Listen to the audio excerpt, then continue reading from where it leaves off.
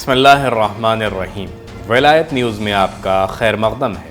برطانوی پارلیمنٹ کا اپنے سابق وزیر اعظم بورس جانسن کو جھٹکا۔ برطانوی پارلیمنٹ کے نمائندوں نے پارٹی گیٹ معاہدے کے بارے میں خصوصی رپورٹ کے حق میں ووٹ دے دیا، جبکہ اس کی مخالفت میں کل 7 ووٹ پڑے، اور یوں برطانیہ کی معاصر تاریخ میں پہلی بار وزارت عظمیٰ کے عہدے پر رہنے والے ایک فرد کو عمدن دھوکہ دھڑی کے الزام کا سامنا کرنا پڑا۔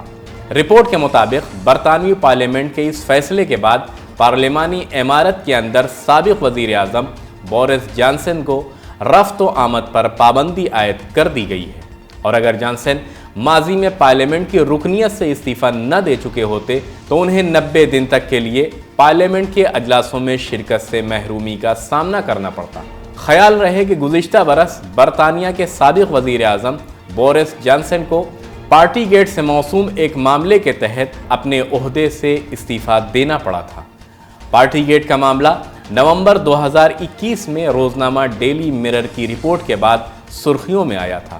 رپورٹ کے مطابق کورونا محدودیتوں کے دوسرے مرحلے میں کہ جب بند جگہ پر ہر قسم کے غیر دفتری اجتماع پر حکومت کی جانب سے پابندی عائد کی گئی تھی، بورس جانسن کو کچھ پارٹیوں کی میزبانی کرتے ہوئے دیکھا گیا تھا، جو بعد میں ان کے لیے درد سر بن گیا۔